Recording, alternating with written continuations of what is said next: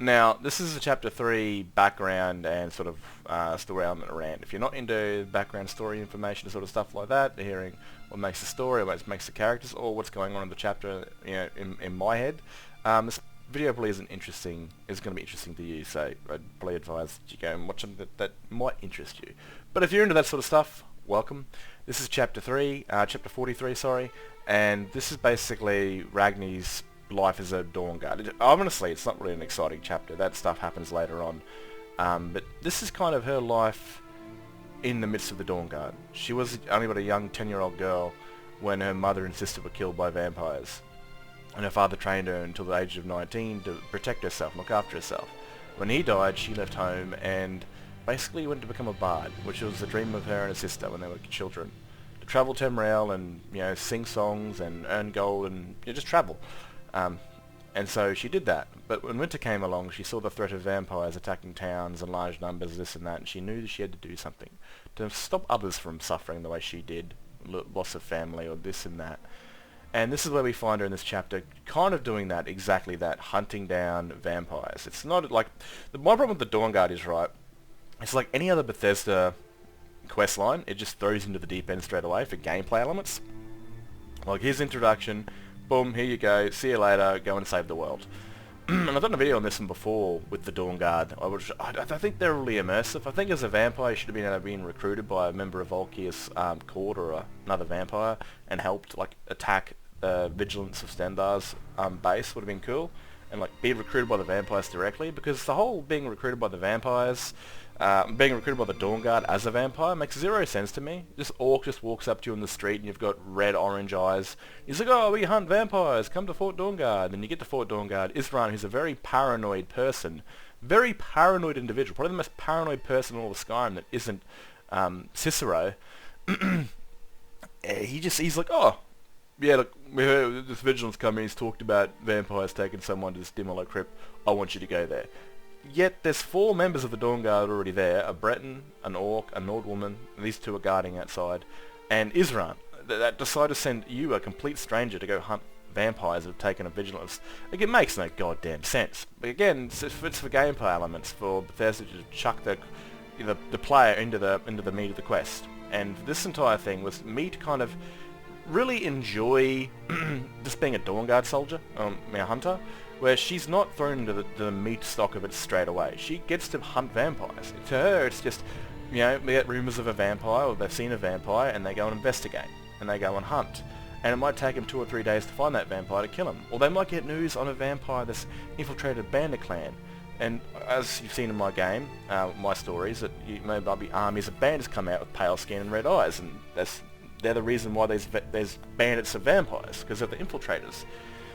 So, I really just wanted to spend a lot of time as her running around hunting and investigating vampires that are pretending to be Jarl's advisors, have been seen by people across Skyrim, and of course bandits, sorry, I got a bit of phlegm in my throat, and vampires that have infiltrated bandit clans and stuff like that. I just really wanted to kind of experience the Dawn Guard side of it, the miscellaneous side of it, where she gets to hunt instead of being thrown straight into the deep end of it.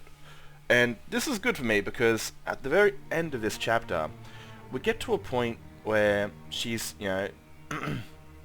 she's discovered that the vampire that she saved, there's a bit of a apostrophe marks there, or quote marks we're going to say, that she's revealed that her father's following a prophecy, and that is to blacken the sun. Now, hunting vampires and stopping a vampire prophecy from blackening the sun, it changes the dynamic of what she's doing with her life as a Dawn Guard member.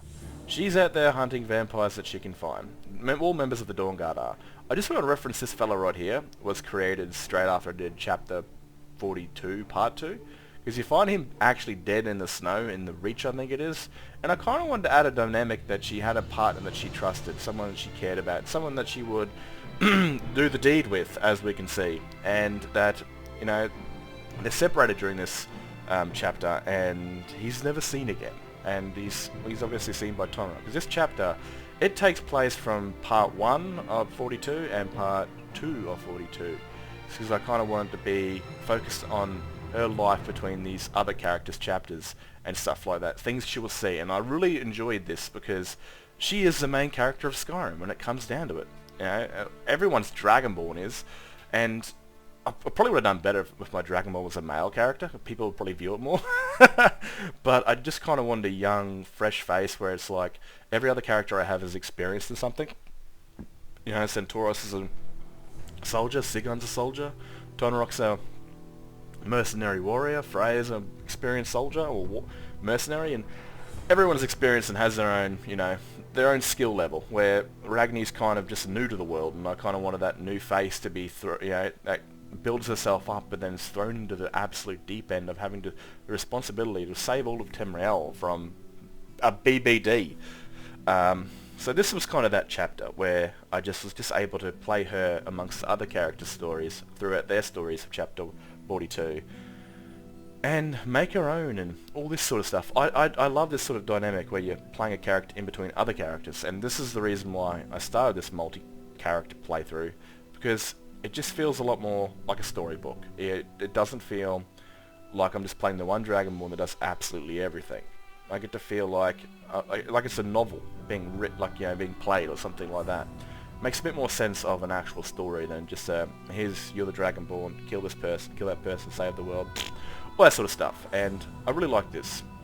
Now, I've referenced this quite a few times, that she has dreams of dragons, that it's only really the one dragon. It's always a different place.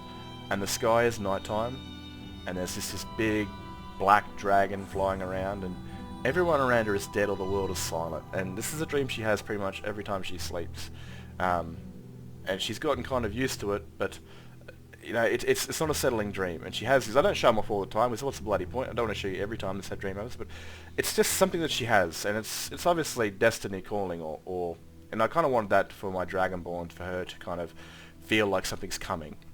It kind of feels a lot better that the destined hero was going to be someone that's, I guess, having dreams of the future, of something that's going to affect their life greatly.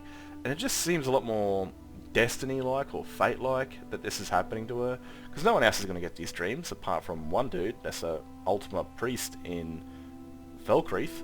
But it's just, I like the event that it's all, you know, and the closer she gets to these events happening, the more these dreams happen, the more weird shit keeps going on. And she's just an ordinary young Nord living her life, you know, hunting vampires, trying to save people from suffering, from being enslaved by vampires, or, you know, having their family members lost to vampires. That's what she's out here to do, to kill the monsters that killed her family, or destroyed her family. And when she goes to sleep to rest, she sees things that make no goddamn sense to her. And the closer she gets to it is, well, it's pretty much on the doorstep, because as we've seen with last chapter and this chapter, while she's in the story, well, this is her chapter amongst the other chapters, character stories, my god, that's a tongue twister, that dragons have returned. But she'll pass it off when she actually hears one, a real one, as an hallucination, because of all the crazy shit going on with her head, you know, all the dreams and stuff like that. And she'll pass it off, but it's come, and it's starting to come back, and it might be one or two right now, but down the line it's going to get a bit more heavy. You know, someone has returned, and it might take them a few months, a few weeks to resurrect their fellow brethren from the ground, the ones that are still somewhat buried as full pieces. But yeah, she's having quite a few strange dreams, and she'll have another one, which we've seen, which scares the shit out of her, makes her think she's losing her mind, which, understandable. You're having weird dreams of dragons flying around in dead towns in the black of night and the silence of like no one's alive. But then all of a sudden you have a dream, and boom, and you're just woken up from an entirely different weird dragon dream that felt way too real. Now, we're going to get close to that, and I'll explain a bit more about it when we actually get there, but I thought this is a cool little neat change that one of the Dawnguard quests actually sent me back to this location. You know, this is something she's familiar with, so she was given the lead because she's been here before. And in this chapter, you know, she's joined the Dawnguard, and the Dawnguard are old members of the Vigilance of Stendarr that have had a bounty on a certain black knight, or a dark knight, for a very long time. And when she basically told Isran of her experiences with vampires and vampire hunting, she explained that she was helped by a woman in black armor that, helped her kill the vampires. Where Isran had to basically tell her that this wasn't any ordinary woman that helped you. That was a vampire. And she's discovered that Cecilia was this dark knight that's been around for 200 years. And she was kind of angry about the idea that she was lied to and that a vampire actually helped her. But she's kind of conflicted to think that this vampire showed me no threat, didn't try to hurt me, didn't try to anything. It just helped me.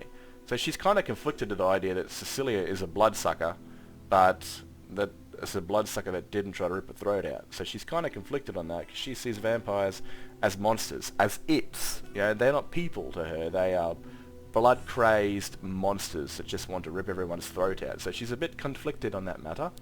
Now after that, she's close to home. She wants to go see her family. As we know, her family have become one with the Force. A Star Wars reference.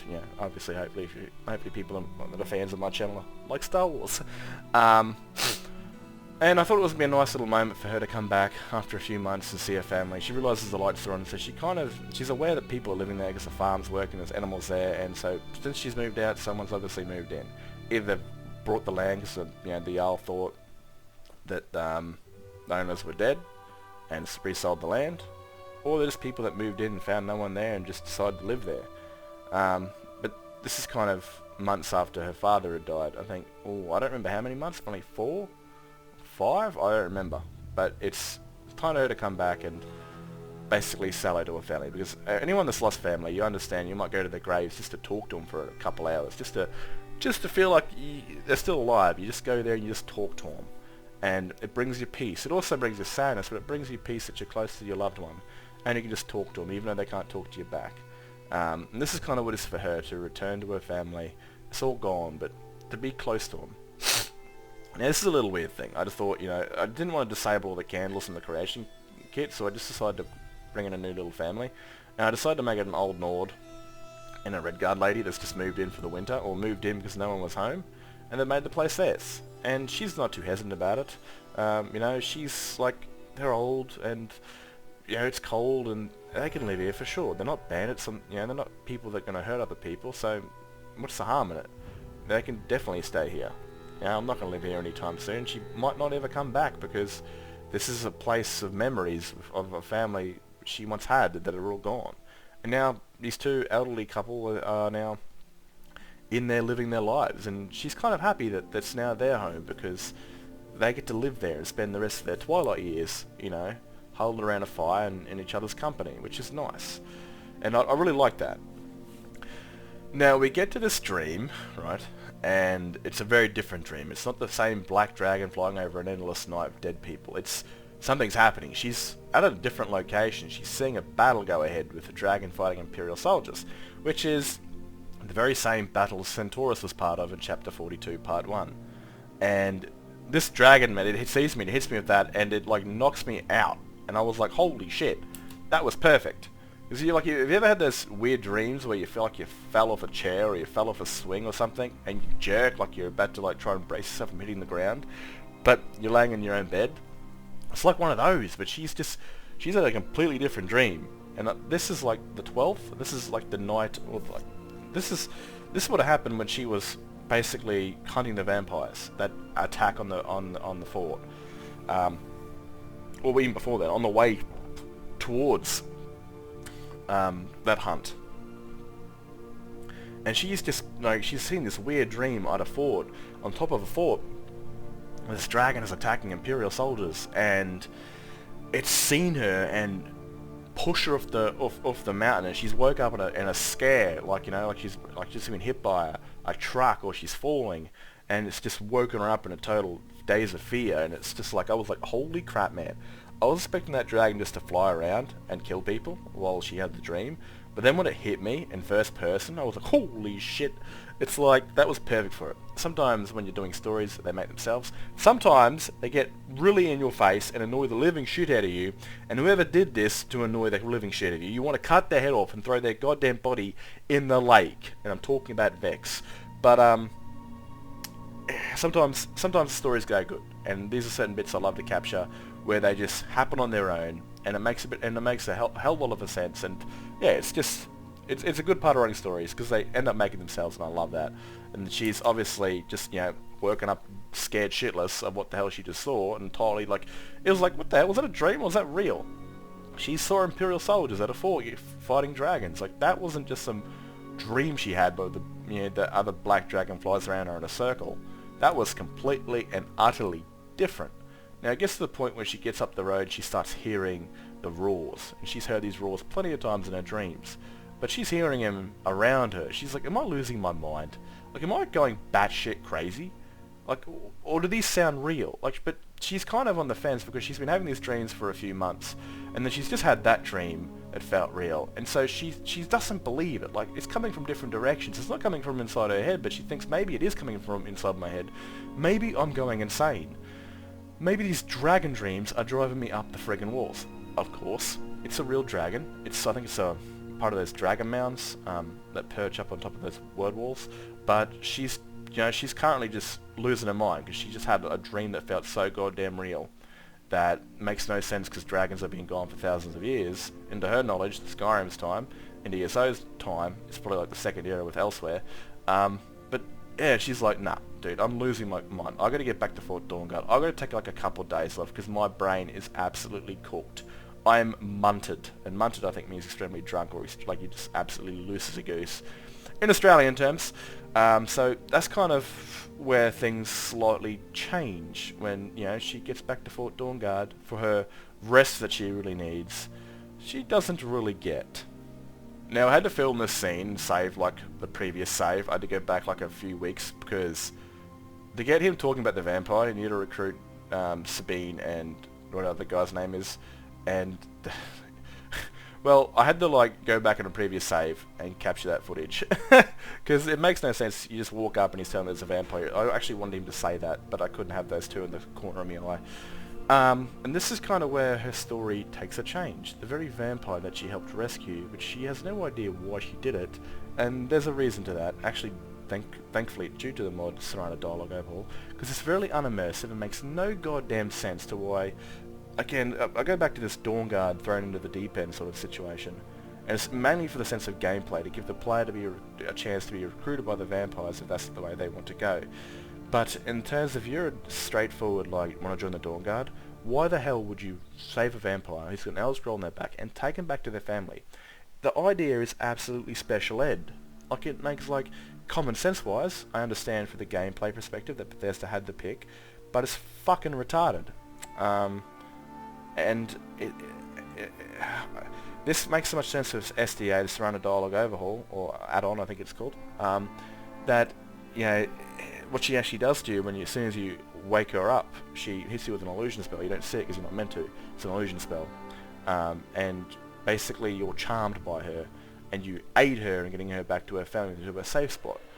And that's why when you see her enter the castle, you see Ragni enter the Valkyria castle, you see strange feeling wears off, and that is pretty much the charm spell she's hit with wears off as soon as she gets into Castle Valkyria.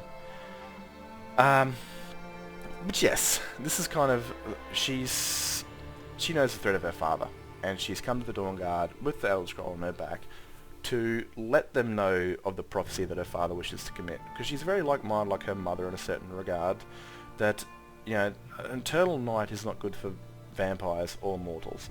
It will kill mortal kind, or put vampires probably overpopulating mortal kind, which just won't work. Vampires are meant to be creatures of the night. They're not meant to outnumber the mortals, because they'd never be able to feed. They'd go blood crazed. And this whole entire champion of the night thing would be absolutely devastating. I think within a year or two, Temrel's mortal life would go extinct. And they know this. Serrana and her mother know this. So Serrana has joined the Dawnguard to basically help. But it's not just that. In my story, those that are connected to the Dragonborn throughout her story, that are destined to guide her, or destined to train her or follow her, have strange feelings about the Dragonborn, and they even have strange feelings about each other. It's a weird sort of sense where they walk past each other, and they feel this strange kinship, like this strange companionship, that they know each other, they could trust each other, even though they've never met. And it's weird. It's just like soulmate, but for friendship. It's soulmate for destiny driven. And Serana felt this, but it's a little bit different. It's a bit like Centaurus and Sigun's connection, where they could really feel each other before they felt each other, or saw each other. And Serana had this exact same thing, and Ragni had this, or Ragni as she calls herself, which is cool, this Nord pronunciation, I really like that. As a white, I'm not going to get into that just yet. They have this, kinship, that this feeling that the companions of the Dragonborns get. And she had a good feeling about it, like everyone else does about the Dragonborn, of course. And this is kind of what's destined Serana to return to Fort Dawnguard, because of her feeling towards the person that saved her, that she knew there was something good about her, that she knew there was someone that she could trust. And at this stage, Ragni's seeing her, in the point of view of the bloodsucker. It's an it. Oh man, I got to deal with this shit. I don't want it hanging around me. Like, do I really need to? It's a goddamn vampire. So, of course, Ragni sees this is a monster, and a rather helpful monster, one that she can use to basically help save the world, but in terms of it, she just sees pale skin and fangs. She doesn't see the person that Serana is, or the person that Serana was that led her to become what she is. But throughout time, she'll get to see a little bit of that, and that's a different chapter, so I'm not going to go into that one. But we're going to move a little forward, apart from this long conversation. Actually, before I do that, I want to say Ragni, right? I call her Ragni because it just sounds familiar to me as an English speaker, right? But the AI actually turned it Nordic, even though it's an American accent, for the female even-toned, and she goes, "My name is Ragni." And I was like, dude, that is so cool. Because, again, it's a Nordic pronunciation. It's like how I say, the English speaker goes Sigund, but I sometimes go Sirand, or Brianna. I use that Bri instead of Brianna, it's Brianna. And I sometimes, call them in like a sort of weird Nordic accent. I will go Brianna, Sirand. No, that one sounds bullshit. Sirand, and something like that. I sometimes use a Nordic pronunciation when I say their names. And the way the AI called Ragni, I was like, dude, that's so cool. That sounds so Nordic. Like, the Nords aren't going to call her Ragni. They're going to call her Ragni. And I was like, shit, dude. I wish I got to get into my head to start calling her Ragni instead of Ragni. I love the pronunciation of it, and it just fits it to make the story so much more authentic. That instead of it's Ragni as an English, accent or Australian accent of an English speaker, it's Ragni. I like that. I really like that. But let's get into a bit more of the future of this chapter, when she's now starting her journey not to hunt vampires, but she's now. Well, her main focus is aiding the vampires willing to help them stop her father from a world-ending prophecy of blackening the sun. She's no longer going to be that person out there hunting vampires that have infiltrated bandit clans or Jarls. That's for everyone else. Now her goal is to aid this vampire in stopping her father, so that the world doesn't end with the blackening of the sun. Now, she's not a big fan of having a vampire basically follow her around. I mean, to her eyes, these are creatures that killed her mother and father, and she doesn't like that. So she's taken quite a few members with her, because this is an important mission. Like, they need to find a moth priest so they can read this scroll, find out what the prophecy is so they can stop it. And so she takes quite a few Dawnguard members with her, and of course the vampire, mainly because it's an important mission, and they need everyone they can to everyone they can spare to aid in this, but also feel safer around having a vampire follow her around. And this is kind of the meet greet sort of. They're getting right into the Volkir part of it right now, where you're just hunting vampires that the Volkir have set up to distract or weaken Skyrim. You're going after the goddamn clan itself. You're going after its personal endeavours, which they're going to have proper they're proper the Volkir clan members there that are either associated or part of the Volkir clan, that aren't just some rabbled vampires. And so this gets her into the serious part of the Dawnguard, into the whole world-ending bit. Feels more natural that she was able to become a vampire hunter and actually hunt vampires before she was thrown into the deep end, which has happened now. Because, again, it's a lot more important that you stop a vampire from blackening the sun than stopping a few stray vampires from turning a Jarl or gaining him as an ally or turning bandit clans and stuff like that. So we get into this sort of meet and greet. And this is all kind of natural. I brought all these followers around with me, just to kind of make it seem a bit more of a responsible thing. Because again, this is a dangerous mission. This is an important mission, so she's going to have a few more troops with her. And I took them with me thinking that some of them would live. And, well, they didn't. One of them is a vanilla. Well, yeah, it's a vanilla NPC, Agnia or whatever he is. He's a Nord you actually agree to as soon as you join the Dawn Guard. He's like you, he joins on that day. And I actually witnessed him one day. I caught it on camera, but I think I deleted it because it was part of a scene that didn't work. And I actually witnessed him, because when you get there, he's actually using a crossbow on trying to shoot a Dawn Guard helmet, and he's always misses. But this one time he actually hit it, and I was like, holy shit, he actually hit the helmet, which was amazing. But yeah, this mission was like, dude, whoa, because they all died. Like, even Serana was on her knees, because she's an essential NPC, she can't die. She was beaten by these vampires, and I was kind of like, I really thought they would live through this. I thought one or two might die, but I had no idea they'd all die. And it kind of sucks as I create these NPCs, and you spend like you can spend like a good minute or two making them, and they're dead, and you're like, oh, that sucks, especially if it's a vanilla character, because of I don't know how to pronounce his name, probably Agnia. He died. I was like, man, that sucks. It's kind of emotional because her lover, or the one that her companion that she travels and hunts with, isn't here. He hasn't rocked up yet because he's out doing supply missions. I don't think he's died just yet. Probably has.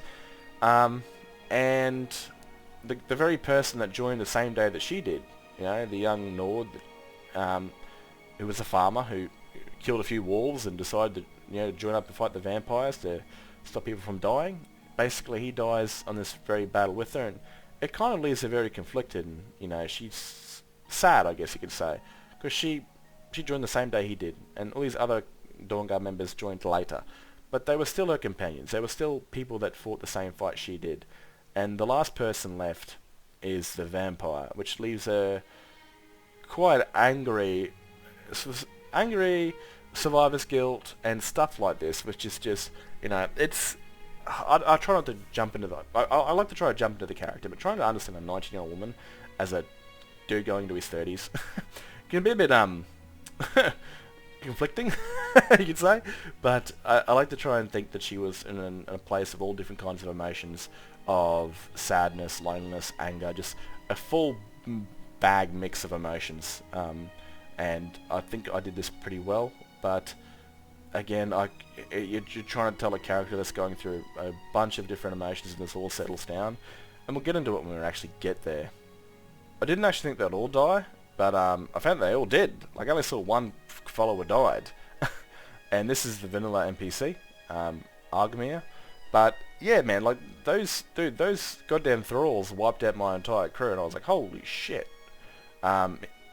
I made him and his sister part of the Dawn Guard, just new characters and stuff like that, but she's kind of angry that the only person that survived was actually the bloodsucker, that everyone else died. And so I went outside and made sure that she gave him an honourable burial, because, I don't know, it's kind of companion. If someone dies, you want to honour them, right? You want to basically send them off in a good way. So she goes out, and by the time she buries them, nighttime has come, and you don't really want to stay outside and scram during the nighttime. Not just the vampires, but also the goddamn freezing cold. So here she is, angered that she's lost her entire group, sad that she's lost her entire group, and also angry that the only person left is a bloodsucker who has to be around her. She's stuck with her.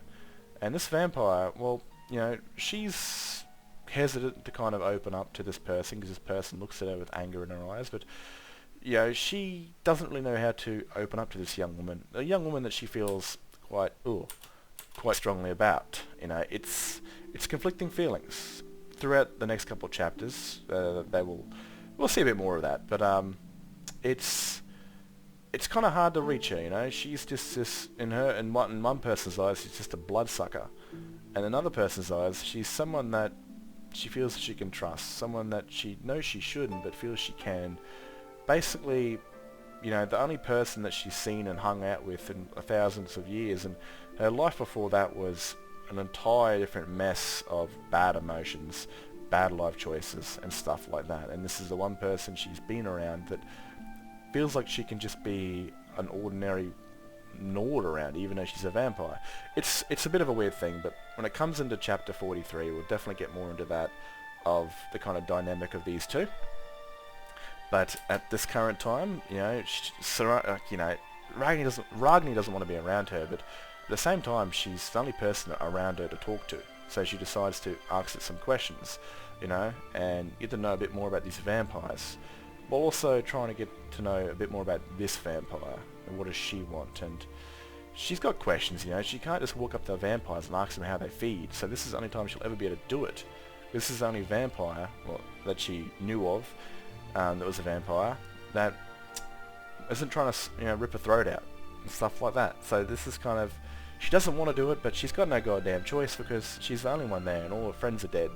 So while she's, you know, stuck with this vampire and all these bad thoughts are going through her head, she might as well try and get rid of them by having a conversation with whatever's around.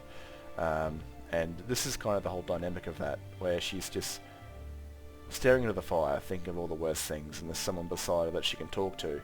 Not the sort of person she wants to, but only person she really can. And in her eyes at this time, she's not really a person, but when she's talking to her, she feels like a person. But when she stops talking to her, it returns back to being an it, a bloodsucker.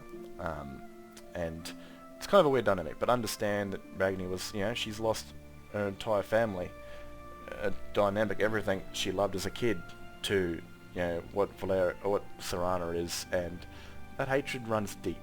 And there's always a good reason for that. Now, the vampire really doesn't need to sleep like mortals do. I think they could go a couple of days without sleep, or like 4 or 5. But imagine hating vampires and then having one guard you while you sleep. You wouldn't feel completely safe now, would you?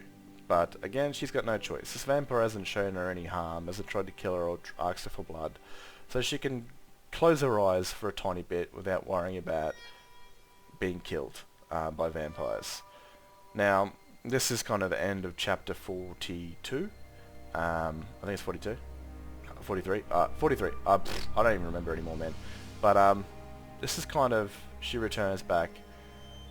You know, she returns back to basically have the scroll read by the Moth Priest, and they discover that they need 2 more scrolls, which will lead them into chapter 43. But there's a few more things I really want to say about this chapter, is that, or these future chapters, that it's going to basically start to heat up a little bit, you could say. It's going to start to mainly orientate on the main game's character, you know, the Dragonborn. So all my other chapters previously have always gone from one person to another person to this person, unless it's a continuation like a guild quest line, or this chapter was too goddamn long. Now we're getting kind of into the main character, the main heroine of the game. So these stories are mostly going to continue after each other. They might come out weeks or 2 weeks apart from each other, but these chapters will continue from this one character's story, because it's now starting to get to a point to where, you know, I consider to be book 2 of my Skyrim stories, getting into the real events of Skyrim, starting to, you know, tell the proper story. I guess 43 chapters seems like a bit of overkill for world building and character building, but why not? There's thousands or millions of different kind of Skyrim playthroughs and modding setups where everyone's Skyrim is different, and hopefully by now everyone knows what my Skyrim feels like and looks like and the dynamic of it. But now it's time to get into, I guess, the Elder Scroll, the fate of the Elder Scroll. When brothers wage war and winter soars, he shall return. I don't completely remember what the Elder Scroll said, but it goes something like that. Now, I hope you guys have enjoyed this little background information of chapter 43. If you like this sort of stuff, you can always go back onto the actual chapter video and give it a like and give it a comment on your thoughts. Because at the end of the day, I want to hear what you guys think. You know, do you think it's too far-fetched? If it's bad? If it's good? It's always good motivation, or it's always good insight to see what other people think. And it also helps the video out, you know, reach more people that enjoy this sort of stuff, that enjoy Skyrim but also enjoy storytelling. Because the algorithm works with like likes and comments or some sort of shit. And like I said, I like to communicate with people. They like these sort of stories. Even if you've got bugger all to say, something's still better to say, and or improvements and stuff like this, or what you think. And if you've got any inspirations, if you've taken like any character ideas from me and built something of your own, I'd love to hear that. That's pretty cool stuff to hear. And again, if you've disliked certain parts, there's even parts I've disliked and think one of go through a second phase of like running this story, things will definitely improve. I'd like to hear what other people would think of things that could definitely be improved when it comes to characters. Or again, I've got this on a Nexus comment, as in like someone else's story where they played, I think it was a male Dawn Guard member, but they chose certain things that was personal to them. That I don't know. I'd still like to hear other people's playthroughs or similar ideas to what they've done with their Skyrim and all that sort of crap. Anyway, guys, I hope you guys have enjoyed this little background story and all background information on the chapter, and I also hope you guys have enjoyed the chapter. Anyway, if you've got anything to say, remember, don't put it in this comment. This is just a background shit for people to watch if they're into that sort of stuff. If you've got a comment, chuck it in chapter 43. Cheers, guys, and I'll catch you in the next one. Look after yourselves.